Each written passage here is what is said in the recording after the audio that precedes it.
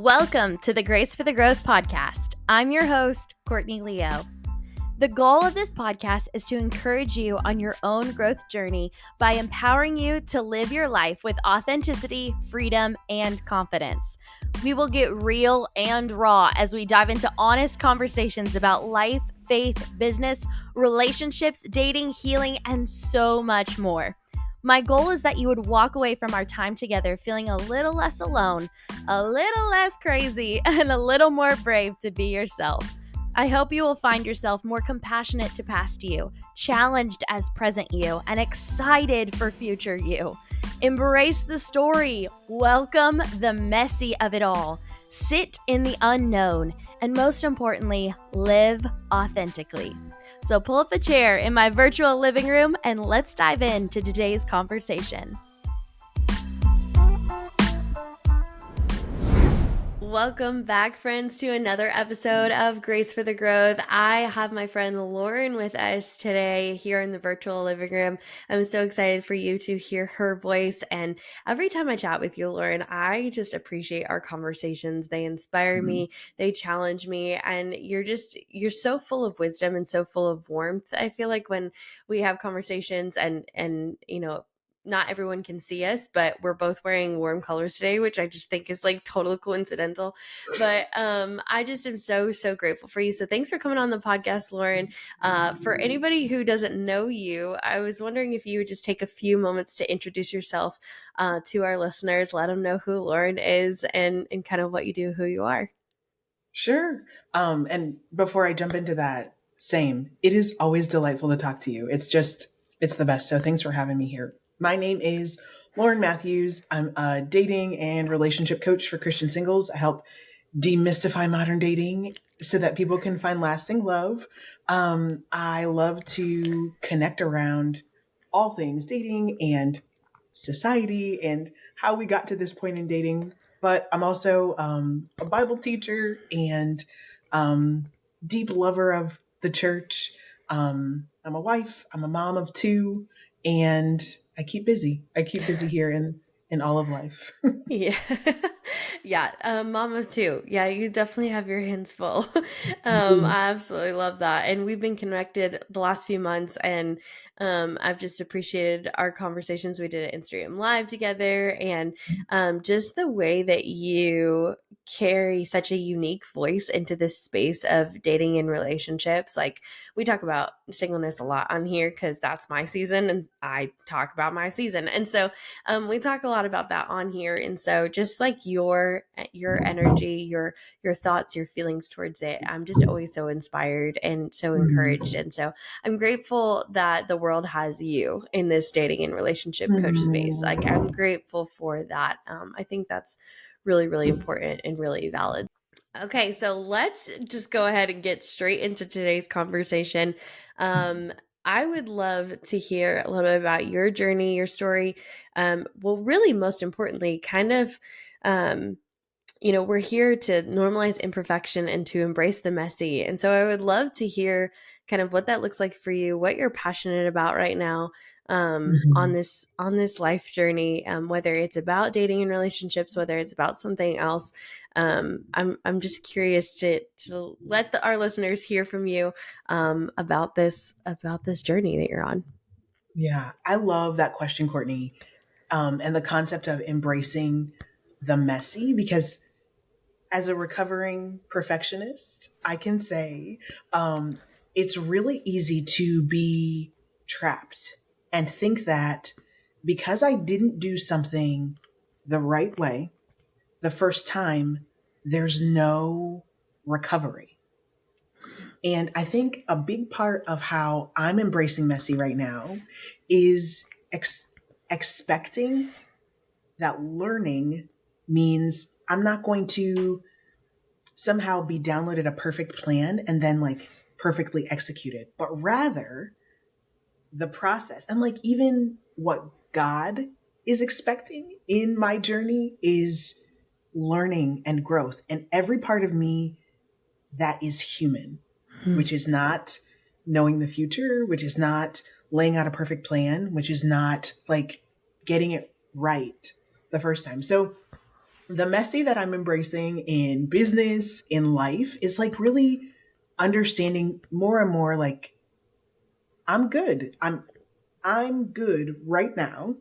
And my only mission is to keep learning, which Mm, means keep moving forward, which requires a lot of things, a lot of courage, um, trust, listening, developing wisdom. But like, it doesn't have to be perfect to count as really good.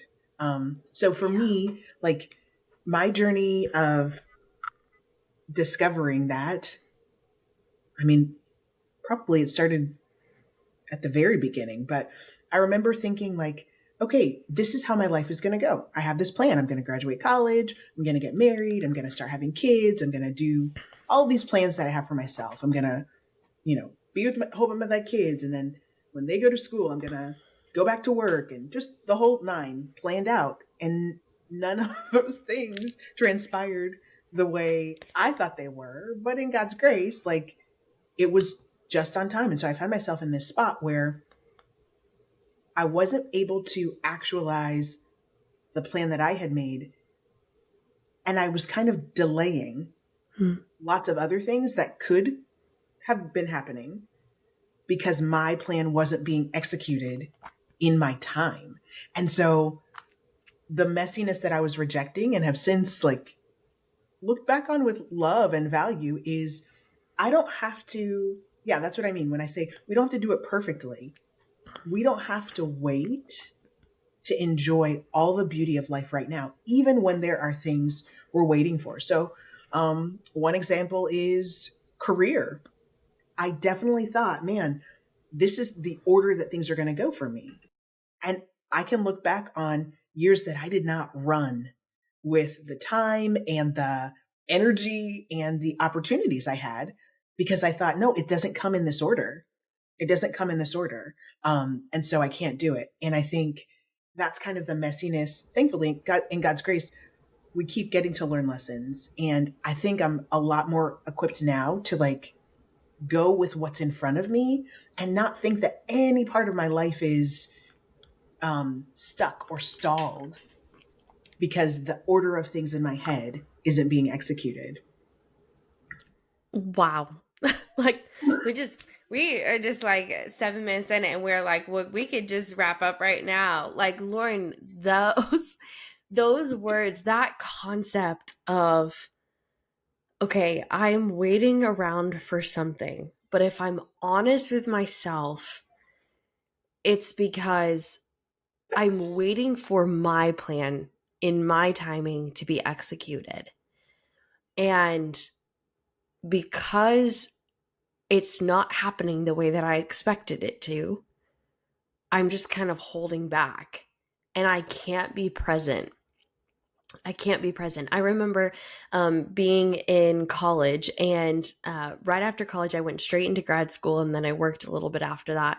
And so I remember, back up a little bit, I went to college in Florida, and I had lived in Florida in middle school, Mm-hmm. and then had like moved away, and then the college that I went to was in Florida. And when I was like setting up my college search, I was like, I had wanted to go to a Christian college because I had never experienced that before. I wanted to go to a Christian college and it couldn't be in Florida. Those were my two criteria, and I ended up in a Florida school. And so anyways, my whole mindset was, I'm as soon as I graduate, I'm out of here. As soon as I graduate, I'm out of here. This is temporary. This is temporary. And turns out I ended up being there for like 6.5, almost 7 years, because I went to undergrad, I went to grad school, I worked there. Like it Yeah. ended up being a long season. And I remember like 4 or 5 years into it, and I kind of still have this attitude about like whatever, ew, Florida, ew, Florida. And the Lord reminds me that like all throughout my childhood, like I lived in certain cities for like only like 2, 3 years, something like that. And here I Mm-hmm. was going into my fifth year in this season, Mm-hmm. in this city. And the Lord told me, it's time to stop looking at this season, at this place, at this community as a temporary rest stop, and it's time to plant roots. And I wonder how many times in our life, no matter what we feel like is a temporary rest stop, and I get seasons of transition, I totally get it. But Hmm. sometimes these seasons of transition, we feel this like fear of, I don't want to be here forever. And the Lord's like, I'm not asking Yeah. you to be here forever, but you're here right now. And so, can we plant a little bit? Can we stick some ground a little bit? Because there's so much I want you to experience here, but you're not being present. You're not being present Yeah. here because you're just looking for the next. And whether it's looking for the next in your, like, oh, I'm not really present here. This is only a career move. So I'm not really, and God's like, but I want you to be interacting with these people in this job.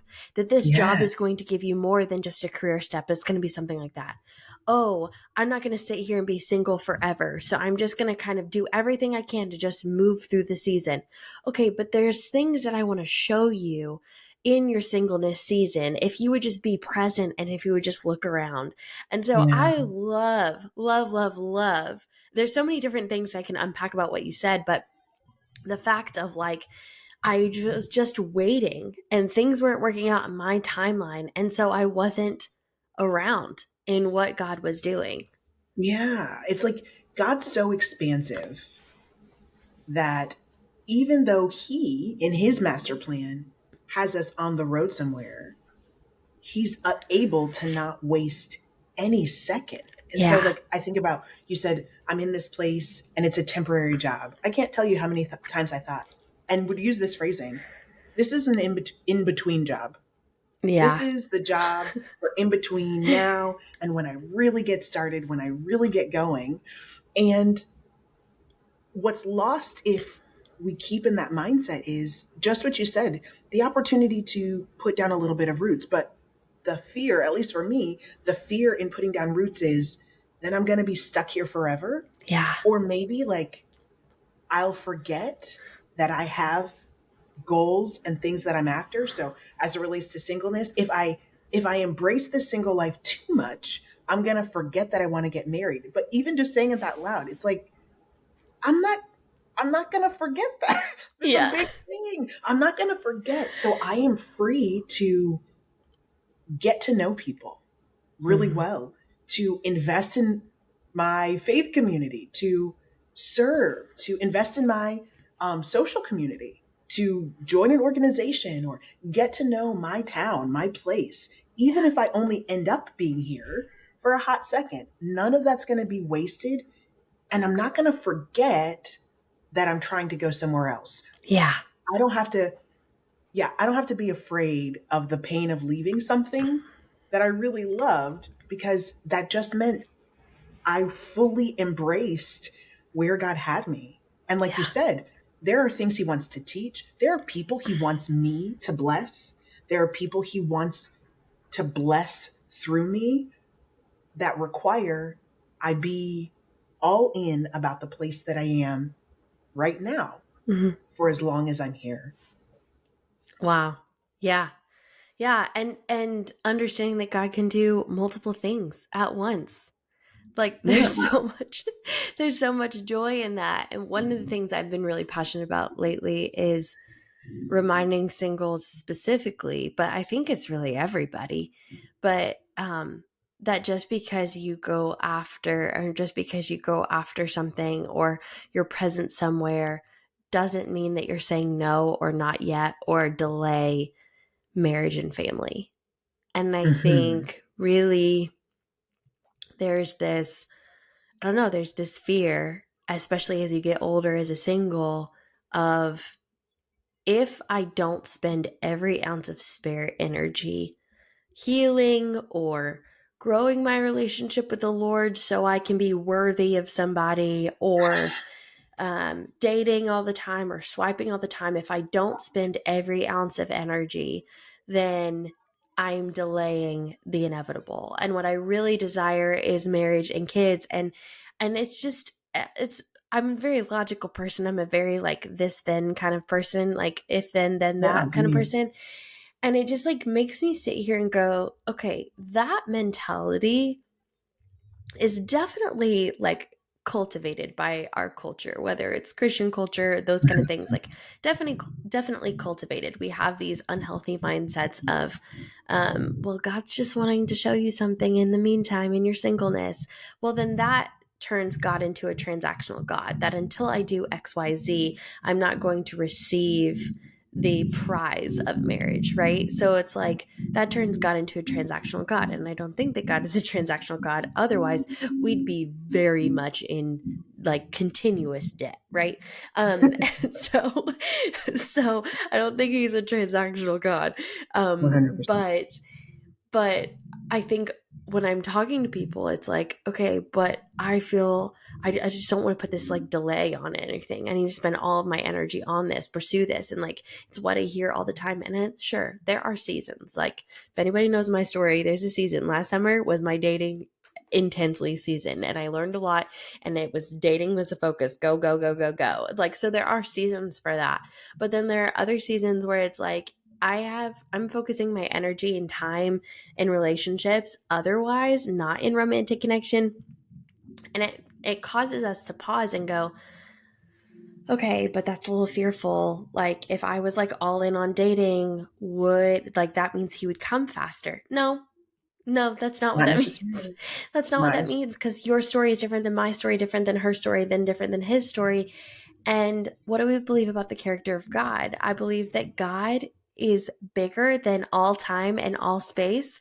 And he has the whole world and all of time in his hands. And if you're walking in God's will, you can't miss your person. You can't miss your person. Yeah, because I mean, you mentioned the term transactional, like, and that's so important to remember. We can't believe lies about our faith that I'm doing something to merit marriage. At the same time, like, we, in trusting God for this, we have to lean on his sovereignty. Yeah. He, in his immense power and knowledge, has placed me right here, right now. That's not a mistake. That's not happenstance. So that means right here, right now, fully engaged is the path to whatever I is for me. And like our desires for anything, for a particular opportunity professionally, or for certain physical aspirations, or like for marriage and family, for opportunities of service, all of those things, like we're not getting those things because we earned them. We're in this process of being. And Yeah. by fully being, like, that's how we get it. That's how we get our prize. And like, not because we merited it, because kept showing Yeah. up authentically, showing up with courage to observe what's around. I mean, sometimes we can over spiritualize the process of, not sometimes, a lot of times, we can over spiritualize all of dating and marriage, and we turn it into, like you said, a prize for, I don't know, being holy enough, or a prize for getting our ducks in a row. We can also over spiritualize by forgetting that, like, this is the normal working of God through people. So waiting on God and pursuing the desires that we have in our heart are not in conflict. Yeah. The disposition of our hearts that are waiting on God, that's a disposition that means we're listening to him, we're interacting with him through the means of grace, through his word, through fellowship with the body, and we're also doing, Yeah. right? We're also going to work and listening to our performance review and noticing that we're interested in learning how to swim better. Like, just the normal things of life are also a part of this. So by um, courageously living in the doing the normal activities of our lives and continuing to bring those desires before the Lord, he's going to help us discern good paths forward. Because Yeah. the opposite end of, I have to go full speed ahead to make this thing happen for myself, is, I'm just waiting on God, cloistered away where no one can ever find me, Yeah. cloistered away in my room, never meeting people or anything like that. And it can't be one extreme or the other. There has to be this middle ground. And I think the middle path is being the person that you are. Hmm. That's how God can work. Because isn't that how so much of the bad dating advice gets perpetuated? Oh, we need to figure out how to be the kind of guy that she really likes, or be the girl that, drives all the guys crazy. That's a loser's game, trying to be Yeah. anything other than who you are, who Yeah. you've been uniquely made to be. Yeah. I like I like that. And to an earlier point, we talked about like not putting things on hold. I remember a book I read once was encouraging people in a waiting season, women in a waiting season for marriage, um, to not wait to buy their china.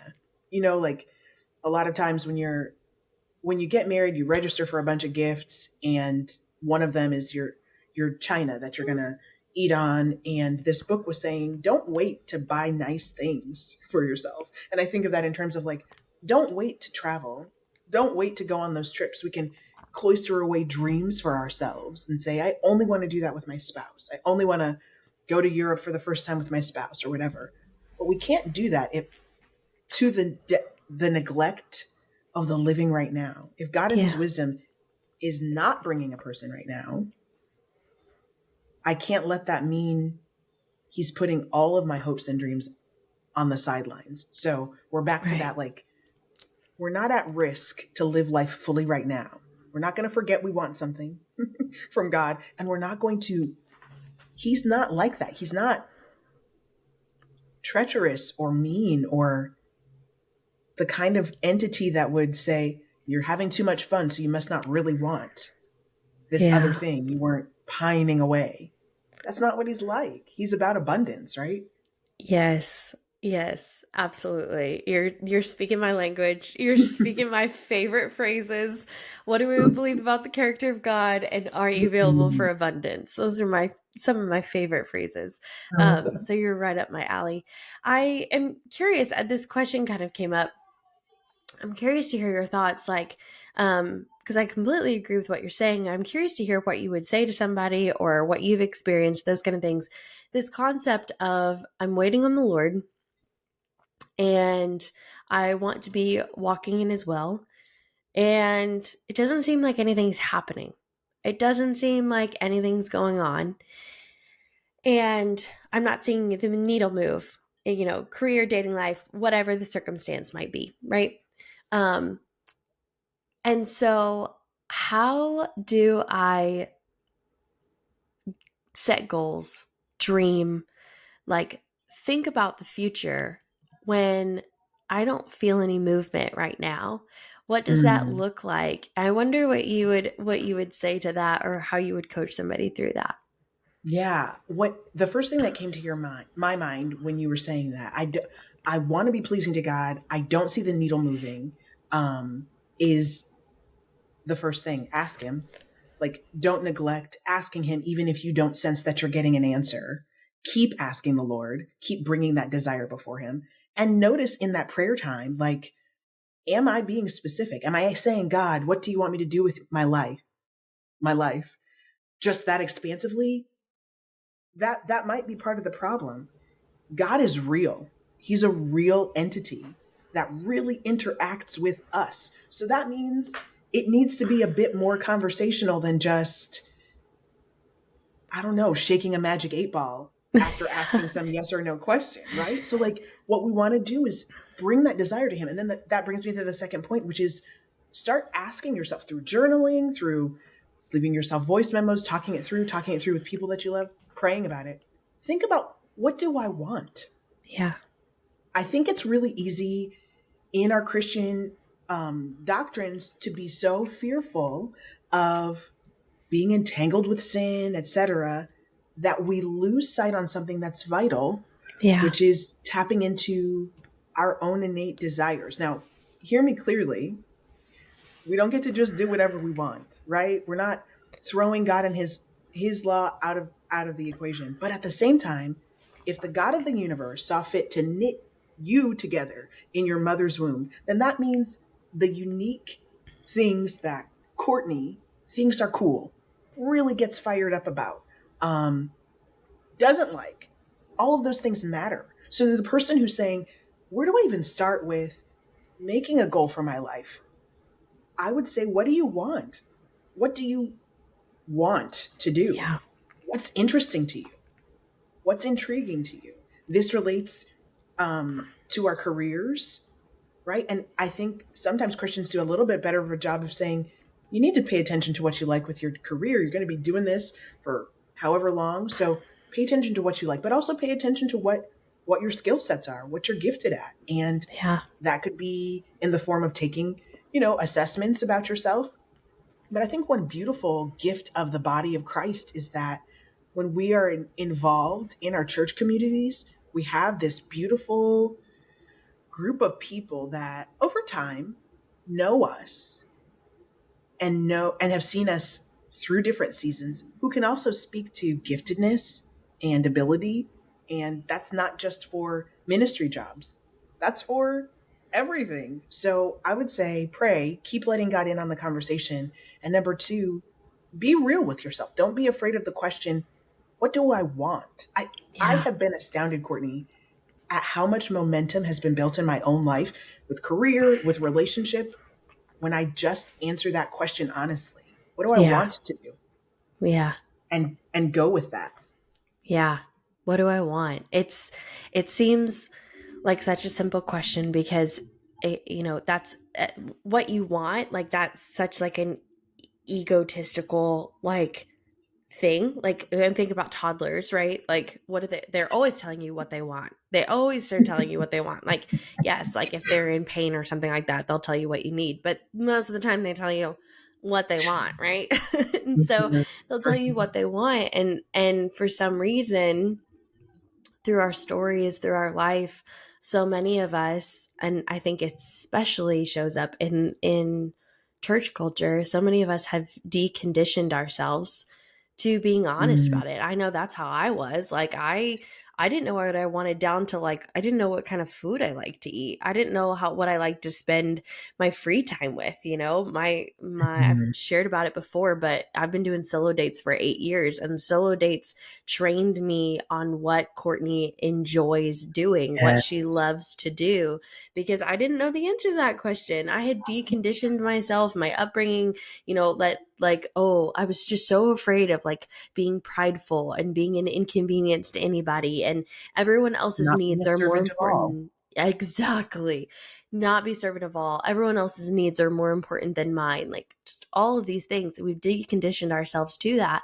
And yet I'm sitting here and surrounded, and I'm talking to women all the time, looking into their 30s and 40s and beyond, and going, hold on.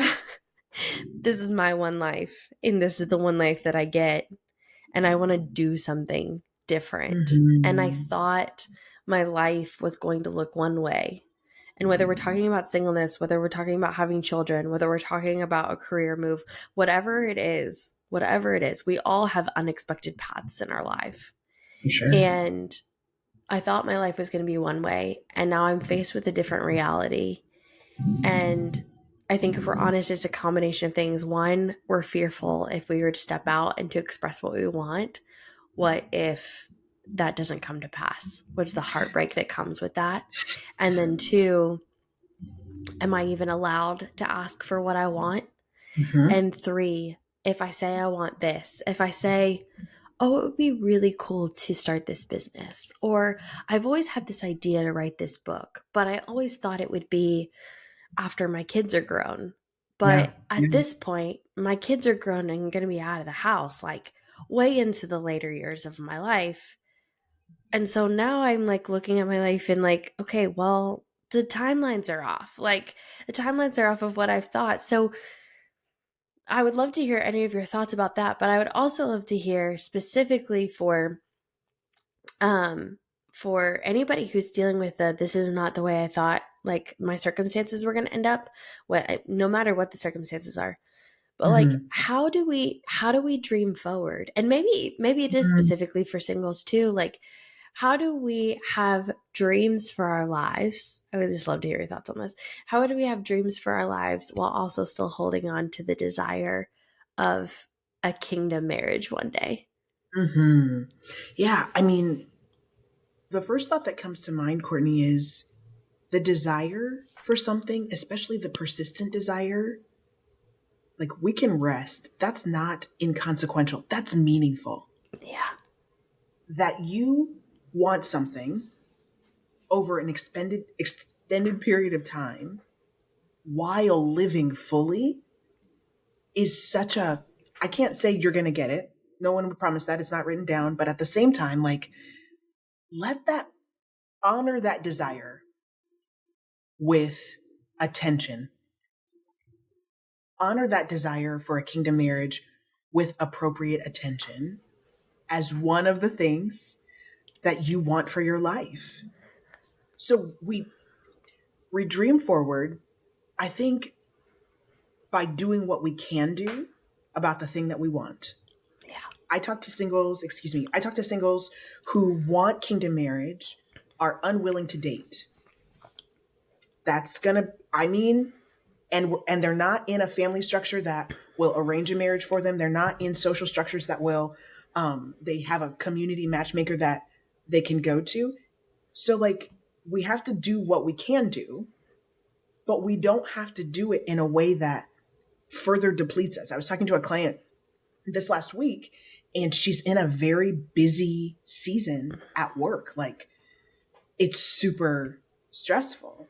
So my advice to her for our dating goals was like, okay, I mean, if you only have 45 minutes this week to date, like, that's okay. You don't have to go on a date. Check the app for 45 minutes over the course of 7 days. You don't have to act like this is another job, but you do need to honor that desire by doing what you can. Yeah. And then the other part I think that might be helpful, that will be helpful, is with the Holy Spirit. Like, ask God to dream with you. Like, let it be a real thing. That could sound pie in the sky and like woo woo, but I'm saying no, the God of the universe sees you right now, knows the desire of your heart, and knows that it's not happening the way you thought. Dream with him. God, where are you redirecting my attention? I'm going to keep doing what I can do. Yeah. I'm on an app, I'm getting setups, I'm going on dates regularly, just not meeting the person. I'm doing what I can do. But God, what else do I Yeah. care about? What else occupies my passion? Because we are multi-passionate people, um, and we know this from the people that we know in our lives that do have marriage, they like other stuff too. God, Yeah. what are the other things in the world that I care about? And let yourself start dreaming. But Yeah. hear me and Courtney in your ear saying, you're not a living life fully right now is not a liability in Mm. the other things that you want. Buy that house, go on that trip, start the nonprofit, dream big for the kingdom, and know that's not going to be the thing that holds you back. Your kingdom spouse isn't going to be like, would have married him, but he just lived his life too big, too full. Would have married her, but she just had all her life was full of living out the passion. Maybe the wrong person will be intimidated by that, but I know too many examples of godly people who are attracted to their spouse because they're living fully. Just the only caution I would say is, I mean, that's not even a caution. I don't think you're going to forget that you want kingdom marriage. Yeah. Keep an eye open to everything and just, yeah, that's what I would say. I feel like I could talk about that for 45 years, but I'll Whew. stop there. I felt that so deeply. I hope our listeners felt what I just felt because I felt that so strongly and so deeply. And I like I said at the beginning, like your words are so kind, loving, and warm, and you speak straight to the Mm, heart of that. And so, I'm so grateful to have you in that, and I think to that point, yeah, live fully. Don't be afraid to live fully. If you're sitting here and yes, we're talking a lot about singleness and you being a dating and relationships coach, but also whatever that may be. If it's, oh, I'm waiting for to move here. I'm waiting for this job, or I'm waiting for this family life, or whatever it may be. Whatever season it is, like, do that. And when it comes to dating, um, yeah, live fully. And what you said at the end, Lauren, look for it. There is validity in learning how to posture yourself, learning how the energy you give off, learning what to look for. Like, there is tools. Like, everyone knows me, knows that I don't believe there's a dating 101, because I think how you date is designed specifically to you. However, I think that there is a way to carry yourself, to learn how to be open, to present yourself as open while you're living your full life. And so I think those are great things that maybe if you've never learned that, listened to that, asked for help, like, there's no shame. Look. All of us who grew up in purity culture, we weren't taught how to interact with people and how to embody confidence, because I'm not going to get on my purity culture soapbox right now, but Yeah. but we weren't taught that. And so there is no shame in you being in your 20s, 30s, 40s and being like, I actually don't know what you're saying about being available, be open, have my eyes open. Like, I don't want to just walk up to somebody. Like, okay, like, there is tools, there are skill sets for you to learn, and there are people like Lauren who are equipped to help you with that. And there is no shame. I don't know why. I just feel the need to tell someone that. Like, there is no shame in saying, I am X age and I don't know how to do this, and I need help learning how to do this, because so many of us weren't taught, because we were taught no. Other things. No. And And even so, if we were taught, even if somebody did try to teach us something for back then, things are different now. There's no yeah. shame in asking for help, because 2023 dating is different than 2013 dating. Yeah. It's so Yeah. different. So it makes sense that we need some sort of guidance, whether that be a Yes. person or other forms of information. 100%. Yes. Yeah. There's no shame. Absolutely. Absolutely. Well, Lauren, I could just talk to you forever about this. So many Great. soapboxes here. But if any of our friends want to connect with you, chat with you, work with you, any of that, would you just spend a few moments sharing with people how they can connect with you, what you have available to serve them with, all of that stuff? For sure, yeah. So I'm on Instagram a lot as my name at Lauren Mathues. It'll probably be in the show notes or on the screen if you're watching it. Yeah, so at Lauren Mathues, feel free to slide in my DMs. Like, I'm always here. So I'd love to connect on Instagram, at my website. You can email me if you want, info@laurenmathues.com. Well, Lauren, thank you so much for your time, your words of wisdom, and just this conversation. I know that it encouraged me, and I hope that it encouraged someone and helped them feel a little less alone. I just have appreciated so much how our paths and passions have crossed, yours with dating and relationships, but really in pursuing wholesome kingdom marriages made up of kingdom minded people. And I'm talking about authenticity and empowering people to step into their dreams and activate and stop sitting on the sidelines. And so I just love how every time we chat, it feels like both of our lanes come and cross paths and come in contact. And it's so beautiful. This is such a kingdom friendship, in my opinion. And so I agree. I thanks agree. for taking the time and for coming. We're so glad to have you. Thanks for having me, Courtney. This is great. Absolutely. Well, friends, that wraps up this episode of Grace for the Growth. Thanks for listening. I hope you felt a little less alone. Don't forget to connect with Lauren and see all the things that she's got going on. If that's of interest to you, I know that you'll be blessed by her. And we will see you next time. Bye, everybody. Thanks for listening to the Grace for the Growth podcast with Courtney Leo. I hope that this conversation encouraged you and inspired you on your own growth journey and as you pursue a life full of authenticity and freedom. I want to encourage you to interact with us on social media at Grace for the Growth and at Courtney Y. Leo.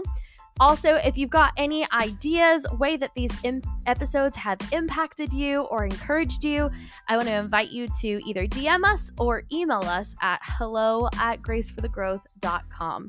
Until next time, I challenge you to embrace your story, welcome the messy, sit in the unknown, and live authentically. Bye-bye now.